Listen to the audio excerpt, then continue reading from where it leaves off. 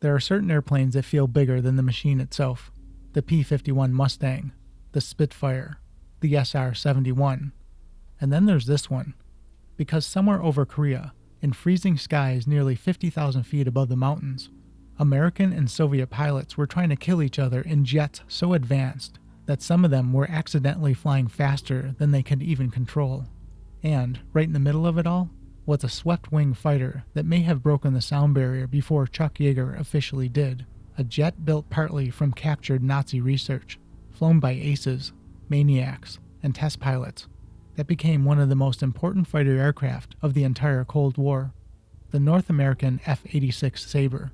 And honestly, standing next to one at Maps Air Museum, you can still feel it, because the Sabre doesn't look old.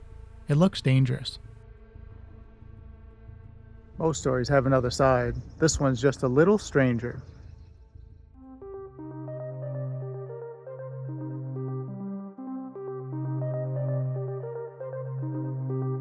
I'm Bill, and this is Buffalo Air Park. Let's dive in. The story of the F-86 Sabre actually starts at the very end of World War II. In 1945, the United States Army Air Forces wanted a brand new jet fighter, North American Aviation, the same company behind the legendary P-51 Mustang, began work on a straight-wing aircraft called the XP-86. There was just one problem. By the time engineers started testing the design, they realized it was already becoming obsolete. Jet technology was moving unbelievably fast, and at high speeds, straight wings created terrifying compressibility problems as aircraft approached the speed of sound. The solution came from an unexpected place: defeated Germany. As Allied forces overran German research facilities in 1945, they captured huge amounts of advanced aerodynamic data from aircraft companies like Messerschmitt. And buried inside those documents was the future of jet aviation: swept wings. German researchers had discovered that angling the wings backwards delayed shockwave formation and reduced drag at transonic speeds. So North American's chief designer, Edgar Smoot, made a radical decision. He completely redesigned the aircraft. The XP-86 suddenly transformed from a conventional straight-wing jet into a sleek 35-degree swept-wing fighter. Even the automatic leading-edge slats were heavily inspired by the German Messerschmitt Me-262. Some executives at North American were terrified the redesign would delay the project enough to get it canceled entirely, but Smoot pushed forward anyway, and that decision changed aviation history. The prototype XP-86 first flew on October 1, 1947, piloted by George Welsh.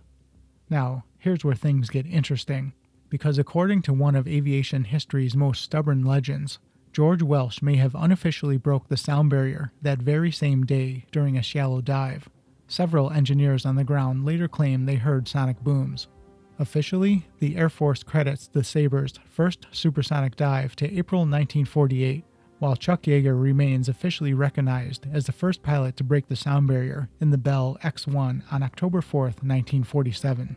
But, depending on who you ask, the Sabre may have quietly slipped through Mach 1 first. And honestly, that sounds exactly like the kind of story aviation history would bury in paperwork forever. By 1949, the F-86 officially entered service, and, not long after, war erupted in Korea. At first, American forces dominated the skies using straight-wing jets like the Lockheed F-80 Shooting Star. Then the Soviet-built MiG-15 arrived, and suddenly everything changed. The MiG-15 was fast, it climbed better, it could fly higher than most American jets, and armed with heavy cannons, it could destroy bombers with terrifying efficiency. The skies over an area nicknamed MiG Alley quickly became one of the most dangerous places on Earth. So, the United States rushed the F-86 Sabre into combat, and despite the MiG's advantages, the Sabre had tricks of its own. One of its biggest was its radar-ranging gun sight. While MiG pilots estimated distance manually, the Sabre's A1CM gun sight automatically calculated range and lead angle using radar. To Korean war pilots, it practically felt like cheating. It became so effective that after recovering a downed Sabre, Soviet engineers studied the gun sight extensively and copied aspects of the system for their own aircraft. Then there was the Sabre's flying characteristics, especially after the introduction of the all-flying tail. Earlier jets could become nearly uncontrollable in high-speed dives due to something called compressibility tuck. The Sabre's movable stabilizer dramatically improved control near transonic speeds and gave pilots a major advantage in combat maneuvering. But American pilots still wanted more, so engineers created what became known as the 6-3 wing modification. They extended the wing by 6 inches at the root and 3 inches at the tip, while removing the automatic slats entirely. The result? A Sabre that turned better at high speeds and performed far more aggressively in dogfights. The downside? Landing suddenly became exciting. Without the slats, stall speeds increased dramatically. Pilots described the modified Sabre as having a nasty habit of dropping a wing unexpectedly during landing approaches. But fighter pilots being fighter pilots, most of them accepted the risk immediately, because surviving the dogfight mattered more than surviving the landing. And the Sabre produced some legendary pilots. Captain James Jabera became the world's first jet-versus-jet ace flying the F-86. Captain Joseph McConnell became America's top ace of the Korean War with 16 victories. Then there was Colonel Francis Gabby Gabrisky. Gabrisky was already one of America's top World War II aces before Korea even started. And somehow, he came back and scored another 6.5 victories flying Sabres, which is wild considering one of his early flight instructors once claimed he didn't have the touch to be a pilot.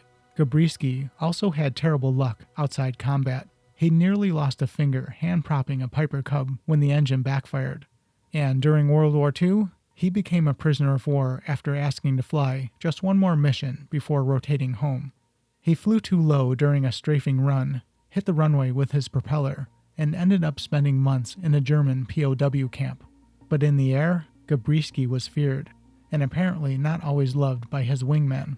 When asked once about wingmen struggling to keep up with aggressive flight leaders, Gabrisky reportedly replied, "Wingmen are to absorb firepower," which is probably the exact moment every wingman within earshot started requesting reassignment. The Sabre's reputation grew fast, and not just in America.